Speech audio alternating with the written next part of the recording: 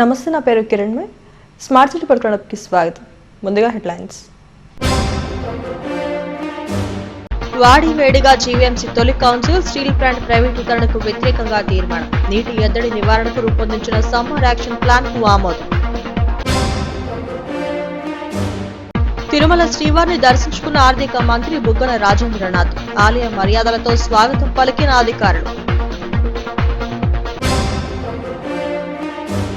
Steel plant ను ప్రైవేటీకరించొద్దంటూ కాగడాలతో TDP కార్పొరేటర్లు మహా పాదయాత్ర. కూర్మన్నపాలెం నుండి జీవీఎంసీ వరకు సాగిన ర్యాలీ. మహావిశాఖ నగరపాలక సంస్థ కౌన్సిల్ తొలి సమావేశం కీలక అంశాలపై చర్చించింది. స్టీల్ ప్లాంట్ ప్రైవేటీకరణకు వ్యతిరేకంగా తీర్మానాన్ని కౌన్సిల్ ఏకగ్రీవంగా ఆమోదించింది. మంచినీటి ఎద్దడిని ఎదుర్కొనేందుకు రూపొందించిన సమ్మర్ యాక్షన్ ప్లాన్ పై సుదీర్ఘ చర్చ జరిగింది. పలు అంశాల్లో అధికార విపక్ష పార్టీల మధ్య వాదోపవాదాలు చోటు చేసుకోవడంతో తొలి కౌన్సిల్ వాడివేడిగా సాగింది. 9 ఏళ్ల సుదీర్ఘ విరామం అనంతరం జీవీఎంసీ కౌన్సిల్ తొలి సమావేశం మేయర్ గొలగాని హరివెంకటకుమారి అధ్యక్షతన జరిగింది. 98 మంది కార్పొరేటర్లు, ఎక్స్ అఫీషియో సభ్యులతో కౌన్సిల్ హాల్ కళకళలాడింది. మొత్తం 33 అంశాలను అజెండాగా రూపొందించారు. మరో 10 అంశాలను టేబుల్ అజెండాగా ప్రవేశపెట్టారు. విశాఖ స్టీల్ ప్లాంట్ ప్రైవేటీకరణ నిర్ణయానికి వ్యతిరేకంగా తొలి తీర్మానాన్ని ఆమోదించడంతో అన్ని పక్షాలు హర్షం వ్యక్తం చేశాయి. తీర్మానాన్ని కేంద్ర, రాష్ట్ర ప్రభుత్వాలకు పంపాలని నిర్ణయించాయి. తొలుత ఇటీవల మృతి చెందిన వీఎంఆర్డీఏ చైర్మన్ ద్రోణంరాజు శ్రీనివాస్, మాజీ కార్పొరేటర్లు సనపల సీతారామాంజనేయులు, కండిపిల్లి అప్పారావు, 61వ వార్డు కార్పొరేటర్ దాడి సూర్యకుమారిలకు కౌన్సిల్ తీవ్ర సంతాపాన్ని ప్రకటించింది.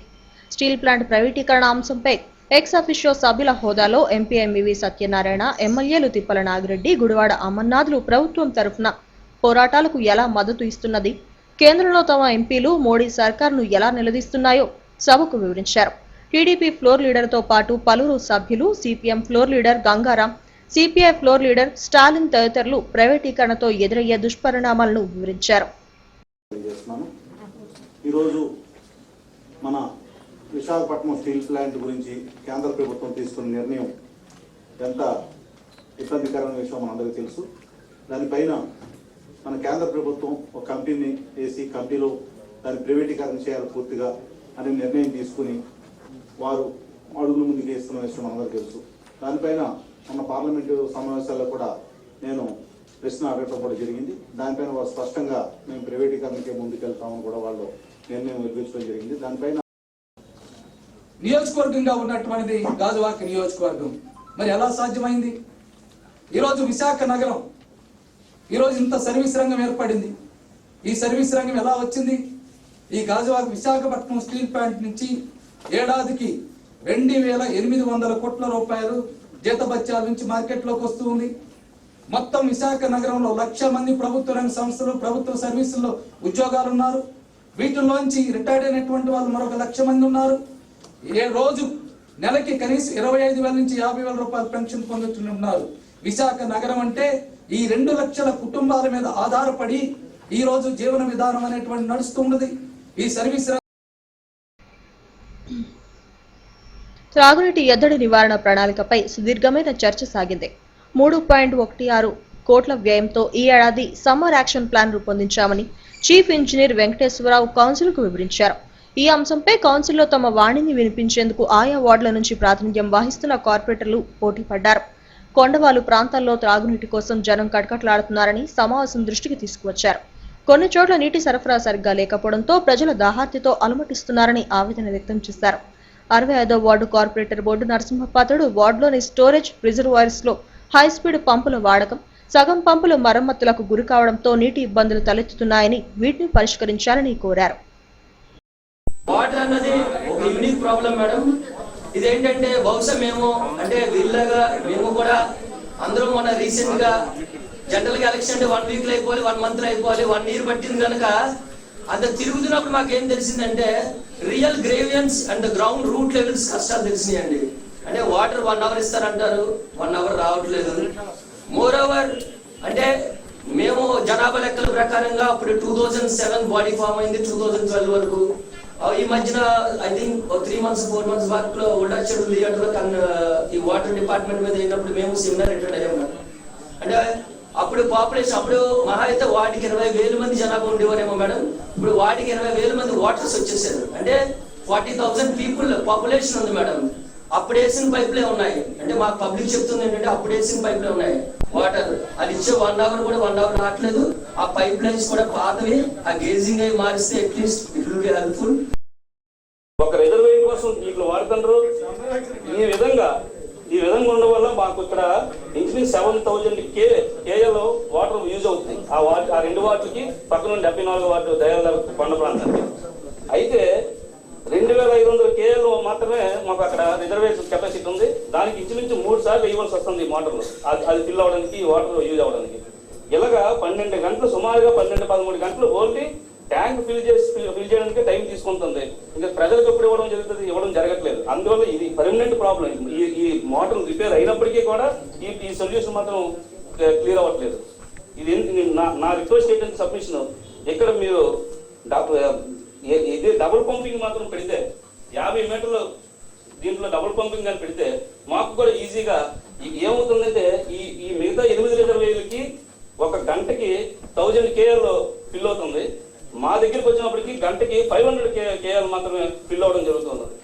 ఈ ప్రాబ్లం పర్మనెంట్ గా ప్రాబ్లం ఉంది కాబట్టి సబ్మిషన్ ఏంటంటే రిక్వెస్ట్ చేసి ఇక్కడ కానీ మీరు ఏమాత్రం బూటింగ్ పంప్ కానీ వేయడం జరిగితే ఈ వార్డులు 2 వార్డులకి అదేవిధంగా 74వ వార్డు కూడా ప్రాబ్లం సాల్వ్ అవుతుంది తప్ప.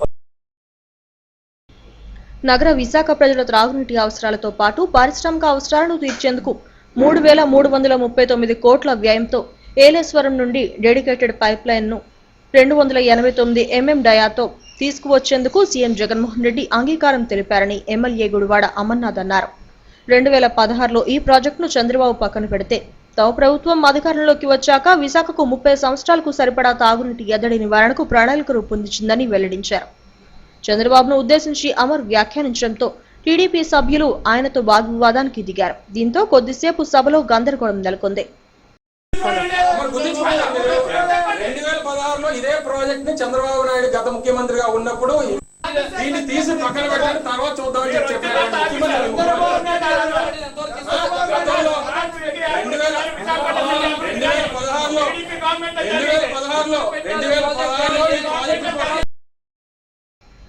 వాయు కాలుష్యాన్ని నియంత్రించేందుకు 15వ ఆర్థిక సంఘం సిఫారసుల మేరకు ప్రతిపాదిత పనులు జాబితాను కౌన్సిల్ ముందు 6వ అంశంగా ఉంచారు.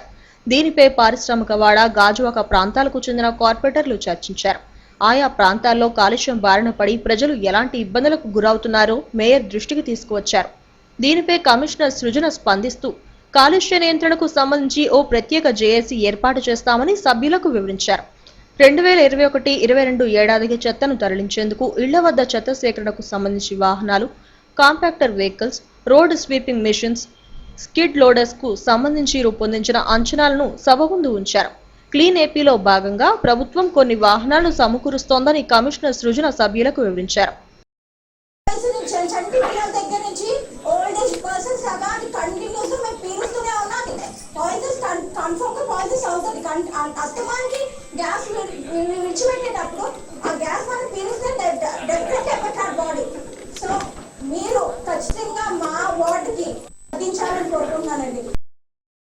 కార్పొరేషన్ చర్చనీయాంశాల్లో రూపొందించిన 10 అంశాల్లో 3 అంశాలు వాయిదా పడగా మిగిలిన అంశాలు ఆమోదం పొందాయి. తమకు మాట్లాడేందుకు అవకాశం ఇవ్వడం లేదంటూ వామపక్ష, బీజేపీ, జనసేన కార్పొరేటర్లు మేయర్ పోడియంని చుట్టుముట్టారు. ఎజెండాలో అంశాలు చర్చించిన అనంతరం అవకాశం ఇస్తామని మేయర్ సర్ది చెప్పడంతో వెనక్కి తగ్గారు. 9 ఏళ్ల తర్వాత అధికారుల పాలనకు తెరపడి ప్రజాప్రతినిధులు రావడంతో పలు అంశాలపై సుదీర్ఘమైన చర్చ సాగింది. మేయర్ తొలిసారిగా బాధ్యతలు నిర్వహించిన సమర్థవంతంగా కౌన్సిల్ను నడిపించడం విశేషం. రాష్ట్ర ఆర్థిక శాఖ మంత్రి బుగ్గన రాజేంద్రనాథ్ రెడ్డి తిరుమల శ్రీవారిని దర్శించుకున్నారు. ఆలయ అధికారులు స్వాగతం పలికి దర్శన ఏర్పాట్లు చేశారు. అనంతరం రంగనాయక మండపంలో వేద పండితులు ఆశీర్వదించారు. ఆలయ అధికారులు స్వామివారి శేషవస్త్రాన్ని బహూకరించి ప్రసాదాన్ని అందజేశారు.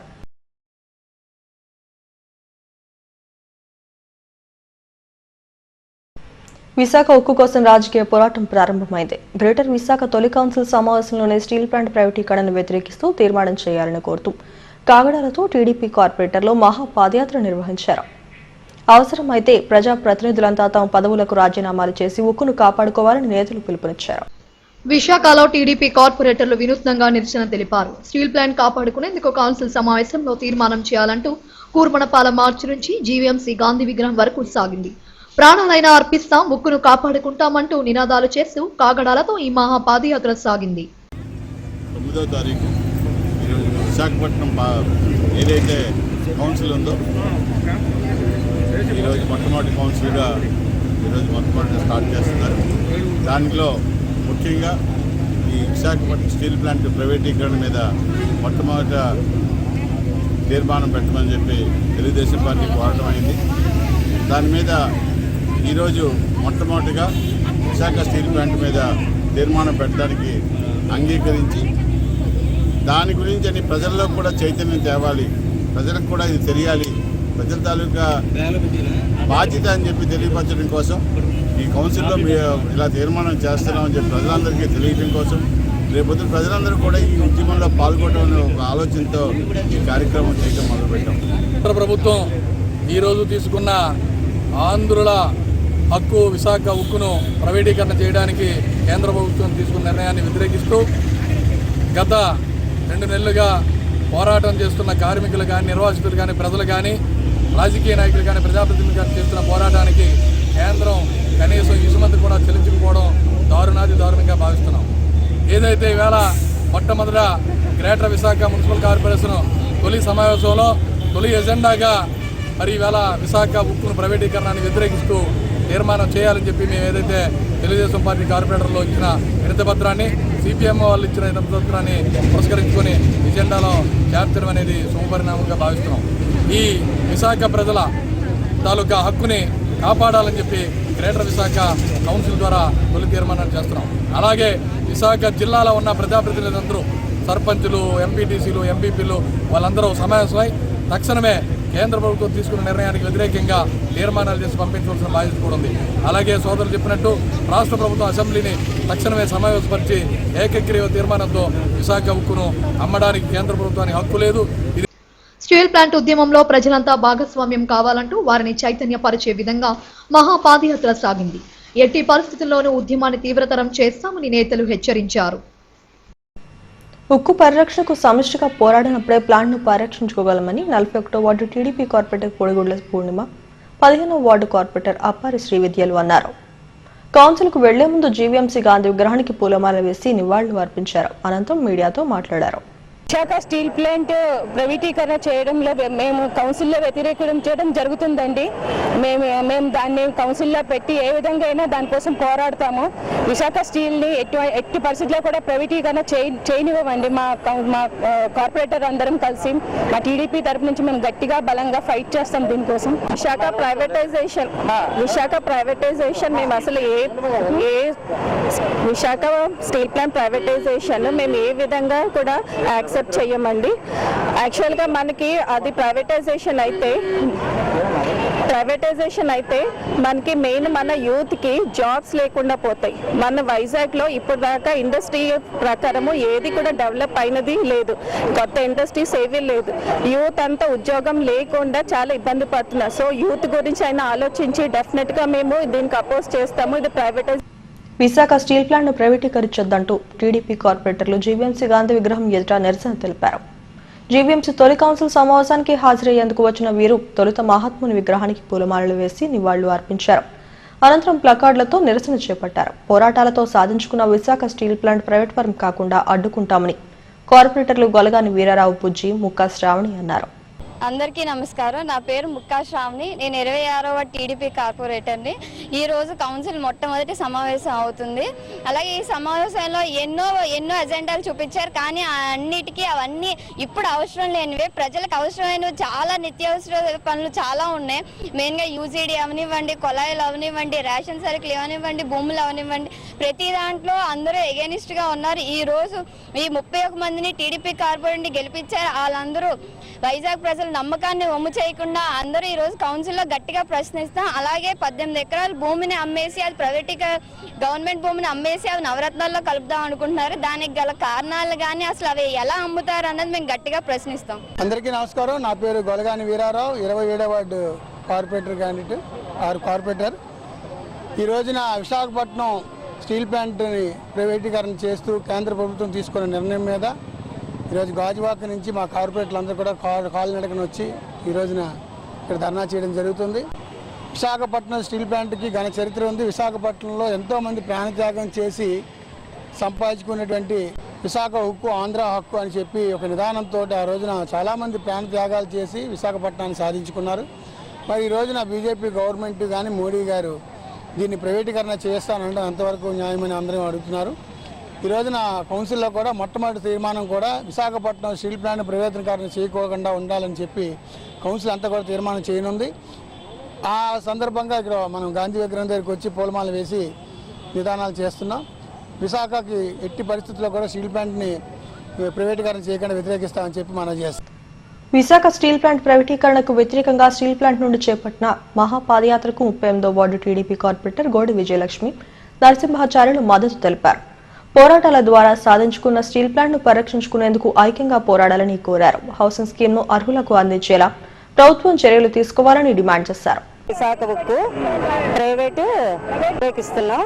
ఇళ్ల స్థలాల గురించి కూడా పోరాడతాం. అయితే ఈరోజు మొదటి కౌన్సిల్లో మేము ఇచ్చినటువంటి తీర్మానాల్లో మొట్టమొదటిగా విశాఖ ఉక్కు ఆంధ్ర హక్కు అనేటువంటి అంశం పైన అది తీర్మానం చేయాలనేటువంటి దానిపై గట్టిగా పట్టుపడతాం. అదేవిధంగా మేము నెక్స్ట్ ఈ ఇళ్ల స్థలాల గురించి, ఈ వార్డులో ఉన్నటువంటి సమస్యల గురించి, అదేవిధంగా మెయిన్ ఎంతో మంది నిరుపేదలు ఇళ్ల స్థలాలకు ఇచ్చారు. దాని గురించి కూడా ఈరోజు తీర్మానంలో గట్టిగా మాట్లాడడానికి ప్రయత్నం చేస్తాం. మా శ్రీమతి గోడి విజయలక్ష్మి ఈరోజు మొదటిసారిగా కౌన్సిల్లో ప్రవేశిస్తుంది. దానికి అందరూ ఆశీర్వదించాలని కోరుకుంటున్నాను. పరిషత్ పోలింగ్ బూత్లలో తన సోదరుడు గండి బాబ్జీ హల్చల్ చేశారని వైసీపీ నేతలు చేస్తున్న ఆరోపణల్లో ఏమాత్రం వాస్తవం లేదని టీడీపీ జడ్పీటీసీ అభ్యర్థి గండి రవికుమార్ అన్నారు. ఎన్టీఆర్ భవన్ లో ఆయన మీడియాతో మాట్లాడారు. మాజీ ఎమ్మెల్యే గండి బాబ్జీకి ఎన్నికల సంఘం పాస్ ఇచ్చిందని, తిరిగేందుకు కార్డు పాస్ కూడా ఉందని చెప్పారు. 2006లో గండి బాబ్జీ ఆశీస్సులతోనే ఆదిప్రాజ్ రాంపురానికి సర్పంచ్ అయ్యారని, ఈ విషయాన్ని మర్చిపోకూడదని అన్నారు. నిన్న మా పెందుర్తి నియోజకవర్గ ఎమ్మెల్యే గారు నిన్న సాయంత్రం పోలింగ్ అయిపోయిన తర్వాత మొగలిపురం వచ్చి 6 గంటలకి ఓబీఆర్ పెట్టుకొని వచ్చి అక్కడ ఏదో చిన్న గొడవ జరిగిందని చెప్పి ఆ గొడవ గురించి ఏం ప్రస్తావించుకున్నా గండి బాబ్జీ గారి మీద, నా మీద కొన్ని ఆరోపణలు చేశారు. ఏంటంటే ఎలక్షన్స్ లో ఒక ఎమ్మెల్యేగా ఉంటూ నేను ఎక్కడ ఏ బూతుల్లోని ఎంటర్ అవ్వలేదు, కానీ గండి బాబ్జీ అనే వ్యక్తి ఒక మాజీ ఎమ్మెల్యే అయ్యుండి వాళ్ళ తమ్ముడు ఇక్కడ పోటీ చేస్తున్నాడు కాబట్టి ప్రతి బూతుల్లోకి వెళ్ళి అట్లీస్ట్ ఏజెంట్ కాకుండా బూతుల్లోకి వెళ్ళి ప్రజలను భయభ్రాంతులు చేస్తున్నాడని చెప్పి ఆయన చెప్పడం జరిగింది. ఆయనకి రాజకీయ అనుభవం ఎంత ఉందో ఏజెంట్ కాదని చెప్పి అన్నారు. చూడండి సార్, ఆయన ఏజెంట్ పత్రం ఇది, జనరల్ ఏజెంట్ నాకు. అలాగే ఆయన వెహికల్ పర్మిషన్ డైరెక్ట్ గా మండల రెవెన్యూ ఆఫీసర్ గారు ఇచ్చిన వెహికల్ పర్మిషన్. ఆయన ఎలా రాజకీయాలకు వచ్చాడు, ఎలా వచ్చాడు అన్నది మీ అందరికి తెలిసిన విషయమే. కొనతాల రామకృష్ణ గారి గండి బాబ్జీ గారి శిష్యరికంలో ఆ రోజు రాంపురంలో యువకుడు, నేను MBA చదువుకున్నాడు, మంచి కుటుంబం నుంచి వచ్చాడనే వ్యక్తిగా మరి బాబ్జీ గారికి తెలియడంతో మరి బాబ్జీ గారు కొనతాల గారి దగ్గర తీసుకెళ్లి ఈ కుర్రోడిని ఎంకరేజ్ చేస్తే బాగుంటది, ఫ్యూచర్ అంతా బాగుంటది అని చెప్పి MBA చదువుకున్నాడు, ఏదైతే పెద్ద పెద్ద యూనివర్సిటీలో చదువుకున్నాడు అని చెప్పిన వ్యక్తి. మరి ఆయన ఎఫిడవిట్ లో చూడండి, 10th క్లాస్ ఏదో అడివరం స్కూల్ అని చెప్పారు, ఇంటర్మీడియట్ గాయత్రి విద్యా పరిషత్. స్టార్టింగ్ నుంచి ఏది చెప్పినా కూడా అబద్ధాలే. మీకు దీనికి ఇంకో రెండు విషయాలు చెప్పాలి. ఈ మధ్య మా సత్యనామూర్తి గారు, మా సీనియర్ నాయకులు సత్యనామూర్తి గారు రెగ్యులర్ గా ప్రెస్ మీట్ లో చెప్తున్నారు భూ కబ్జాల గురించి. పరవార మండలంలో దళేపాలెం అనే విలేజ్ లో వారసీపురపల్లి ఈస్ట్, అక్కడ వీళ్ళు 40 ఎకరాల ఆక్యుపేషన్ లో ఉండి 6 ఎకరాల్లో గెస్ట్ హౌస్ కట్టుకున్నారని చెప్పి మా సత్యనామూర్తి గారు చెప్పారు మీడియా ముఖంగా. దానికి అదే ఎమ్మెల్యే గారు ప్రెస్ మీట్ ఇస్తూ పెందుర్తి ఎమ్మెల్యే ఆదిప్రాజ్ను విమర్శించే స్థాయి టీడీపీ జడ్పీటీసీ అభ్యర్థి గండి రవికుమార్కు లేదని సభవరం వైసీపీ జడ్పీటీసీ అభ్యర్థి తుంపాల అప్పారావు అన్నారు. పార్టీ కార్యాలయంలో ఆయన మీడియాతో మాట్లాడారు. 2006లో రాంపురం గ్రామంలో ఆదిప్రాజ్ను గ్రామస్తులు ఏకగ్రీవంగా సర్పంచ్గా ఎన్నుకున్నారని, అదేదో గండి బాబ్జీ పెట్టిన భిక్షగా చెప్పడం సరికాదన్నారు. స్థాయిని మరిచి మాట్లాడటం టీడీపీ నాయకులకు మంచిది కాదని హితవు పలికారు. మరి ఈ రోజు మా పెందుర్తి శాసనసభ్యులు అన్నంరెడ్డి ఆదిప్రాజ్ గారిని ఉద్దేశించి మరి తెలుగుదేశం పార్టీ సంబంధించినటువంటి గండి రవికుమార్ గారు మరి మీడియా సమావేశంలో తన స్థాయిని మరచి ప్రసంగించడం జరిగింది. మా ఎమ్మెల్యే గారిని వ్యక్తిగతంగా లేనిపోని ఆరోపణలు చేసే స్థాయి కానీ, వారి కుటుంబం మీద మాట్లాడే అర్హత కానీ గండి రవికుమార్ గారు కానీ వాళ్ళ సోదరుడు బాబ్జీ గారికి కానీ ఎవరు కూడా లేదు. మరి అదీప్ రాజు గారు వారి కుటుంబ నేపథ్యం, వారి తండ్రి గారు అన్నవటి సత్యనారాయణ గారు ఎన్నో రకాలైనటువంటి సంక్షేమ కార్యక్రమాలు, ప్రభుత్వం చేయలేటువంటి కార్యక్రమాలు పెందుర్తి నియోజకవర్గంలో చాలా గ్రామాల్లో చేయడం వలన వారి కుటుంబం మీద, వారి తండ్రి గారి మీద ఉన్నటువంటి అభిమానంతో మరి 2006 సంవత్సరంలో డిగ్రీ చదువుతుండగా రాంపురం గ్రామ పంచాయతీకి సర్పంచ్గా ఏకగ్రీవంగా ఆ రోజు అదీప్ రాజు గారు ఏ పార్టీలో కూడా లేరు, గ్రామం అంతా కూడా సత్యనారాయణ గారిని, మీ అబ్బాయి అదీప్ రాజు గారిని గ్రామ సర్పంచ్గా మేమందరం నిర్ణయించుకున్నాం, దయచేసి మీరు యాక్సెప్ట్ చెయ్యండి అని అంటే ఆ రోజు వారి తండ్రి గారు అదీప్ రాజు గారిని 2006 సంవత్సరంలో గ్రామ సర్పంచ్గా ఏకగ్రీవంగా ఎన్నుకోవడం జరిగింది. మరి ఇందాక పత్రికా సమావేశంలో రవికుమార్ గారు బాబ్జీ గారు దయవలన ఆయనకేదో సర్పంచ్ పదవి ఇప్పించినట్టు మాట్లాడారు. అసలు 2006 సంవత్సరంలో అదీప్ రాజు గారిని సర్పంచ్ చేయడానికి మీకున్న అర్హత ఏంటి? వారి కుటుంబంతో ఏమైనా మీకు పోలుకుందా? మీ స్థాయి ఏంటి అసలు వాస్తవంగా మాట్లాడాలంటే? మరి అదీప్ రాజు గారు సర్పంచ్గా ఎన్నికైన తర్వాత వారి కుటుంబ నేపథ్యాన్ని, వారి తండ్రి గారికి ఉన్నటువంటి పేరు ప్రతిష్టలను దృష్టిలో పెట్టుకొని దివంగత నేత రాజశేఖర రెడ్డి గారు, కొంతాల రామకృష్ణ గారు ఆ రోజు జిల్లా యువజన కాంగ్రెస్ అధ్యక్షులుగా వారిని నియమించడం జరిగింది. రాష్ట్రానికి మంచి రోజులు రావాలని తిరుమల శ్రీవారిని వేడుకున్నట్లు టీడీపీ ఎమ్మెల్సీ అశోక్ బాబు తెలిపారు. కుటుంబ సమేతంగా ఆయన శ్రీవారిని దర్శించుకున్నారు. రాష్ట్రంలో నడుస్తున్న అప్రజాస్వామికం అంతం కావాలని శ్రీవారిని ప్రార్థించినట్లు చెప్పారు. ఈరోజు స్వామివారి దర్శనం చాలా అద్భుతంగా, అలాగే మనసుకి తృప్తిగా జరిగే విధంగా జరిగింది. అయితే ఎప్పుడు మన తిరుపతి వచ్చినప్పుడు మన వ్యక్తిగతమైన కోరికలు తీరాలనో, మన కష్టాలు పోవాలనో ప్రార్థిస్తాం. కానీ ఈసారి మటుకి నేను మనస్ఫూర్తి కోరుకున్నాను ఏంటంటే ఈ రాష్ట్రానికి మంచి రోజులు రావాలని, ఈ రాష్ట్రంలో ఏదైతే అప్రజాస్వామ్యంగా నడుస్తుందో వీటన్నిటికీ అంతం పలికే విధంగా తిరుపతి వెంకటేశ్వర స్వామి రాష్ట్రాన్ని రక్షించాలని చెప్పి ఆయన మనస్ఫూర్తిగా వేడుకోవడం జరిగింది. హెడ్లైన్స్ మరోసారి. వాడివేడిగా జీవీఎంసీ తొలి కౌన్సిల్ స్టీల్ ప్లాంట్ ప్రైవేటీకరణకు వ్యతిరేకంగా తీర్మానం. నీటి ఎద్దడి నివారణకు రూపొందించిన సమ్మర్ యాక్షన్ ప్లాన్ కు ఆమోదం. తిరుమల శ్రీవారిని దర్శించుకున్న ఆర్థిక మంత్రి బుగ్గన రాజేంద్రనాథ్. ఆలయ మర్యాదలతో స్వాగతం పలికిన అధికారులు.